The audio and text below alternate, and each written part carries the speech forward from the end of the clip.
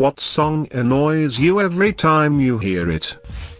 That country pop song that keeps repeating, if it's meant to be, it's meant to be, meant to be, meant to be, meant to be. Ride with me, ride with me, ride with me, ride with me, ride with me. Nothing more annoying than a song that hits the top of the charts that was probably written in less than 3 minutes with a repetitive chorus that lasts forever. When I worked in the film industry, I'd work just about any paying job. As such, I wound up working on a Pampers commercial one day. Cool, I naively thought, it'll be a short day and they won't play too much music because it'll disturb the baby talent. Wrong, so wrong. All about that bass played for an entire 10 hours on loop as the babies were rotated in and out. There are a lot of requirements as to what you need to do for child actors' well-being. However, there are no stipulations on torturing your crew with this garbage. There was even an on-set DJ. Were there a Hippocratic oath for DJs, he would have surely lost his license. Instead, he just sat there with it on repeat and probably something else playing on his cans. That mirror-breaking scene though, apparently only the screaming was in the script and his breaking it was improvised. During the scene where Jake Gyllenhaal screams at himself in the mirror, Gyllenhaal got so into this improvised scene that the mirror broke, cutting his hand. He was driven to the hospital by the director after a 19-hour day of working and got 46 stitches in a 4-hour-long operation, returning to the set 6 hours after being discharged. This is the reason why Gyllenhaal had his hand behind his back in the scene where he tells the scrapyard owner his motto. https://www.imdb.com/title/tt28727118/trivia. Item equals TR2053357.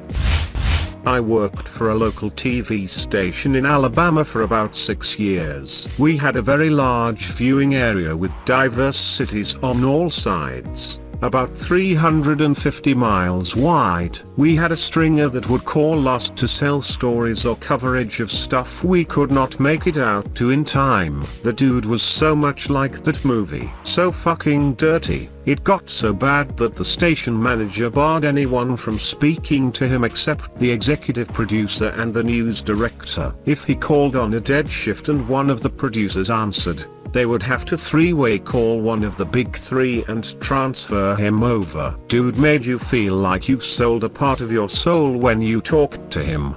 I had very little direct exposure, only spoke to him a handful of times, but that was enough. One time I spoke to him was after 2 high school girls were killed in a car crash caused by a police chase on the far side of the state. Dude calls in maybe 10 minutes after it happened, and when I picked up the phone just says, "I got video of the dead girls. How much you willing to pay?" Not even his damn name. Just blam out with it. I'm sure he bought it off someone and was flipping it to us. But fuck dude. I put him on hold and transferred him to the news director's cell. It takes a special kind of creep. We didn't take the deal for the video, but I think it had more to do with doing favors for the PD than ethics with him. I've never seen the movie, but the book is one of the funniest novels I've ever read, many times over. Here's an excerpt. Dr. Benway is operating in an auditorium filled with students. Now, boys, you won't see this operation performed very often, and there's a reason for that.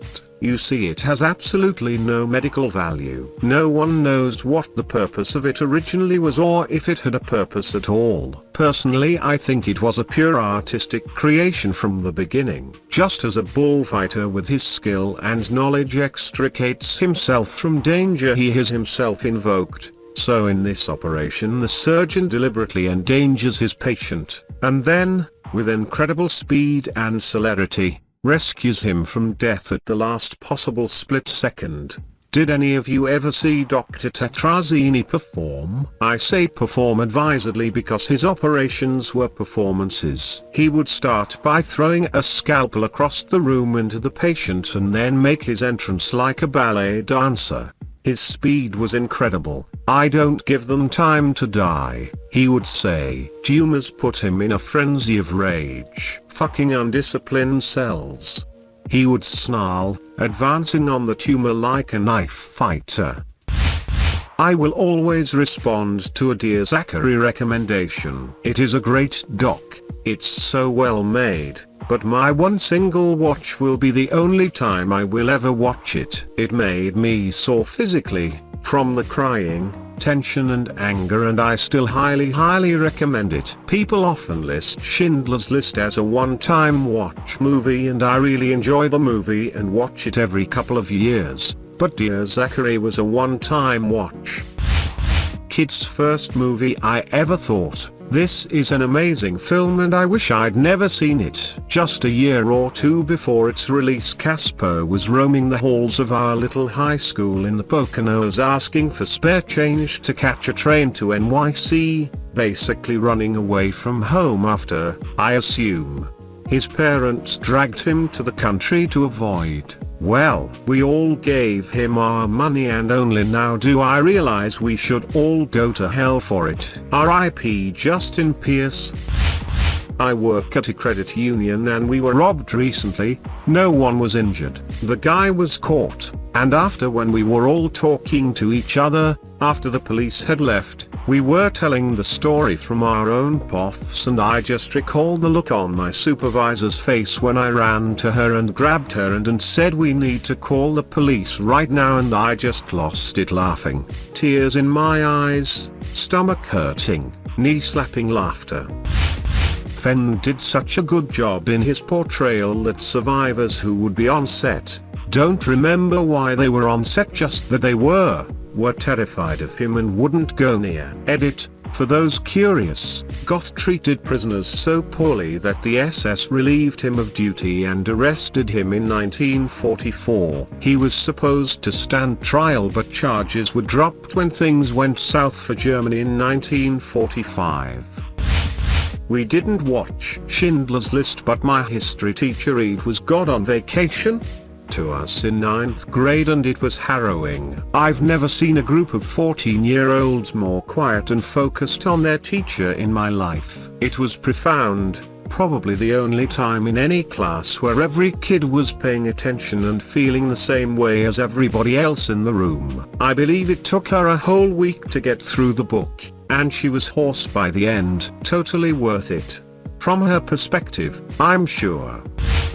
Sorry to bother you. I saw previews for it all the time and thought they were obnoxious with the big bright lettering like in this spot, just praising the movie, but not really saying much about it. Then a friend of mine told me I should watch it because it was a lot different than the previews made it out to be. So I gave it a shot. Holy shit, that movie was wild and not what I expected at all. I can now see why the previews didn't say much, and I'm glad they didn't spoil it, because the twist is truly unexpected. For the second Valentine's Day that my girlfriend, now wife, spent together, we decided to just stay in, cook a fancy dinner, and watch a movie. We went to the nearby Redbox, and I remember saying I heard Gone Girl is good. Like, Ben Affleck is actually good in it. Turns out, it's not a good movie for watching on Valentine's Day. I'm super excited for his next film. Rich Flu. Synopsis: set in a world where a strange disease begins killing off the super rich. First it hits the billionaires, then the multimillionaires, and so on, triggering a massive sell-off of assets as the wealthy try to escape the deadly virus. I loved the platform, so I'm really excited for this. During Midsummer, half the time I was just left the watching with my mouth open like, what in the actual fuck is going on? I wouldn't put it in the same category as The Descent because it's not really a horror thriller, it's more of a slow burn suspenseful what the fuck is going on with these people and why is this movie so beautifully shot type of film. I did really enjoy it though, was a wild ride. more fucked up version of 50 Shades of Grey. Biased because I'm nowhere near the BDSM scene and didn't even make it through 50 Shades once, and I've seen Secretary, a few times. But how is Secretary more fucked up? That movie was admittedly odd but kinda sweet. 50 Shades, or at least the part of it I saw, was just disturbingly rapey. Crash, Ballad adaptation, No Country for Old Men, Midsommar, Nightmare Alley, The Thing, Mother, Requiem for a Dream, Grave of the Fireflies, The Hunt, Dead Man, Dead Poets Society. I hear a Serbian film is real bad, and I know you want movies, but these 4 books are fucked up enough to mention: Lolita, The Story of the Eye, Blood Meridian, 120 Days of Sodom. Shoot 'em up. Clive Owen delivers a baby, cuts the umbilical cord with his pistol, then takes on an army of gunmen to protect the baby. To this day, I'm not even sure what the fuck is going on, but it's glorious mindless bullshit. He just runs and guns, and even kills a guy with a carrot. You put Smith and John Wick in a room together, Smith walks out. The Forbidden Zone. 12-year-old Flash Hercules, played by an old Jewish guy, along with his friend Squeeze It the Chicken Boy, tries to rescue his sister Frenchie from the ruler of the 6th dimension, played by Hervé Villechaize, best known as Tattoo, from Fantasy Island. He has a demonic wife, a topless daughter, and a 7-foot-tall frog butler named Bustrod who humps anyone he can. It's a musical. Danny Elfman's first, the most what the fuck did I just watch movie ever. Think they released it as a single too. Best part of the song is that it talks about some dessert shake that Applebee's doesn't even serve anymore, since it was his wife's favorite thing back when they were poor enough to go to Applebee's, and the song made the shake so popular that Applebee's had to bring it back on the menu. Dude's wife got her favorite drink back through the power of a cash grab song. My personal hate is when they have a ukulele and whistling combo on some ad to make it sound jovial. Willing and ukulele. Family eating a meal and parents smile reassuringly at each other. Life is busy. With 75 years of expertise in the industry, let us take care of you when it matters most. Life insurance by, insert uninspired name here, it's what we do. Fade to black. Not that it started out super up-tempo to begin with, but every new version I hear of Elvis's Can't Help Falling in Love is slower and angstier than the last. The most recent interpretation, her voice was cracking like she was going to cry, and all I could think was, are you being forced to sing this? Is it a hostage situation? Read the post and thought, Jesus dude, what song could be that bad to where your girlfriend will just dump you over it? And then I looked it up. These horn synths are kinda cool, I can dig it. Kind of a Flower Boy or a Tyler the Creator vibe. And then the fucking beat dropped and I proceeded to laugh like a kid on the playground. Sweet Christ, what an idiot.